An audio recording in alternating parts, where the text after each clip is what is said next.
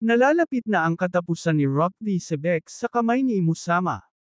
Sa pag-uumpisa nga ng Chapter 1163, nakita natin itong napakagandang aerial shot ni Imu, sa harap ng mga Marines.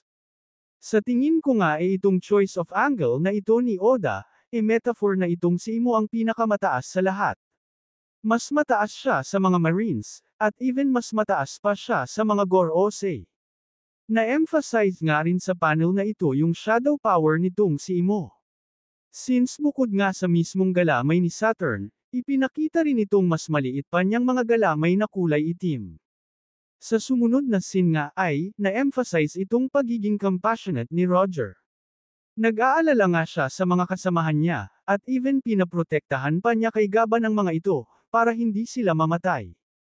Itong counterpart naman ni Roger na si Garp. Ipinakita itong similar sa traits ni Roger. Ni-reveal nga na bago pa pala maganap itong God Valley incident, may hinala na pala talaga itong si Garp na, mas asama itong mga celestial dragons at world government.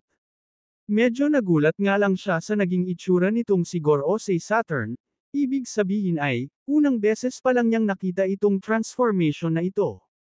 Sa part naman ng pagpigil ng mga Marines kay Garp, dahil sa balak na itong yupakan. Ang naaalala ko nga ang scene dito, ay itong pagpigil rin ni Sengoku kay Garp, during naman sa Marineford War. Bali dahil nga sa nagkaroon na tayo ng context, na alam pala exactly ni Garp kung sino o ano itong aatakihin niya. Dito nga tayo mas bibilib sa karakter niya. Although, technically kaalyansa niya itong si Gorosei Saturn. Since miyembro nga ito ng world government. At under signal. Ngunit wala siyang pake. As long as alam niyang threat itong si Saturn, hindi na nga siya nagdalawang isip pa at inatake ito. Sa sumunod na scene naman ito na nga yung muling pagkikita nila Sebek at Imo. Highlight ko lang itong nabanggit ni Sebek, patungkol sa pangako daw niya kay Imusama. Bali reference nga ito in chapter 1155, kung saan ay nabanggit ni Sebek kay Imo. Maghintay lang daw siya, dahil siguradong isang araw babalikan niya daw ito. Sa statement nga na ito, dito tayo mapapaisip na hindi kaya itong ibig sabihin ni Sebek, ay hindi literal. Bagkus ay isa na namang metaphor. Dahil kung mapapansin nyo guys, ang unang nga nabanggit ni Imo nung makita niya itong si Sebek ay inaddress niya ito sa pangalang Davy Jones. Hindi kaya 800 years ago during Void Century, ay nakaharap din mismo ni Imo itong si Davy Jones. At bago mamatay itong si Davy Jones, ay nagbigay rin ito ng salita na babalikan niya rin si Imo isang araw. Hindi kaya bumalik sa alaala ni Imo sa pangako na ni Sebek, yung exactly na pinanggako rin sa kanya ni Davy Jones 800 years ago. At itong I'll be back nga na tao yung promise na ay, yung anak na mismo ni Sebek at descendant ni Davy Jones na si Blackbeard, ang tutupad sa pangako na ito.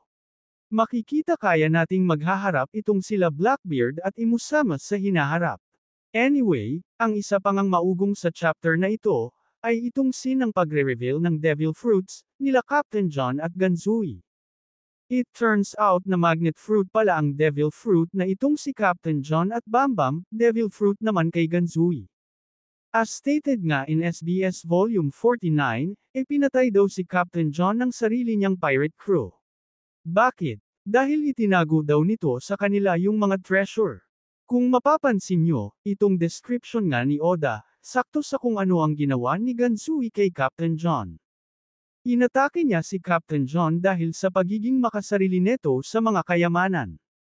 Ngayon kung dito nga namatay si Captain John sa mismong laban kay Ganzui. Ang ibig sabihin lang nito, alam ni Gekko Moria, kung nasaan na exactly, ngayon itong isla ng God Valley. Dahil as we all know sa current timeline, sinasabing nawawala daw itong isla na ito. Later on nga, nakita nating nagtaka si Shiki sa aksyong ginawa netong si Ganzui. At nung marinig nga niya yung naging rason ni Ganzui, ang sama nga ng tingin sa kanya nitong si Shiki. Hindi kaya sa moment na ito ay, papatayin rin ni Shiki itong si Ganzui. Dahil kung oo magtutugma na nga ang lahat. Magkaparehas nga ito sa pagiging magkasama nila Captain John at Ganzui, na naging zombie ni Gekko Moria. Meaning, pareha silang nahanap ni Gekko Moria, at ginawang zombie. Magtutugma nga rin ito sa kinikwento ni Sengoku, na itong mga rock spirits daw ay, constantly na nagpapatayan. Speaking of patay, ayan, ito nga yung intensyon ng 6 na pinakamalalakas na karakter sa One Piece, during sa era nila. Ang patayin itong si Imu's ama. Inatake nga nila si Imo gamit ang kanya-kanya nilang special attacks. Bali ipapaalala ko lang guys ha.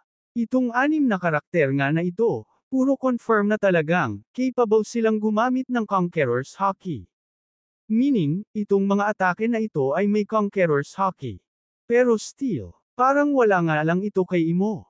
Mabilis nga lang siyang naka-recover at nag-regenerate. Dito nga natin mari-realize kung gaano kataas yung level nitong si Joy Boy. Dahil imagine guys itong 6 na hindi man lang noga si Imu's ama. Samantalang si Joy Boy na binalot lang sa isang tali, itong haki niya. Nakita nga nating halos maihina sa takot itong si Imu's ama. Yung ganitong level na lakas ni Joy Boy. Ang susubukang ma-achieve ng bida natin na si Luffy.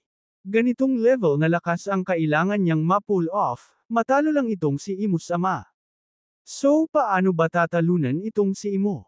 Sa tingin ko nga hindi sasapat ang 6 lang na pinakamalalakas.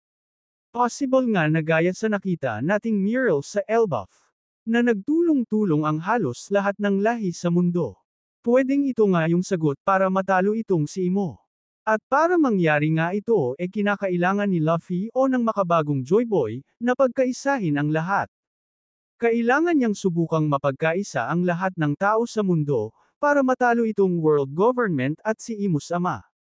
At lastly nakita nga natin, sa pagtakbo ni Dragon, papunta sana sa barko ng Marines. Bigla niyang nabitawan itong batang Shanks. Nakakatawa lang. Nang pangalawang beses na itong nangyari. Nung una nga nung time na atakihin siya, nitong isa sa mga Holy Knight. Pero na-retrieve naman niya itong isa sa mga kambal. Ngayon nga tuluyan nang nawala sa kamay niya itong batang Shanks. Ipinakita nga na kusang gumapang itong batang Shanks, papunta sa isang treasure chest.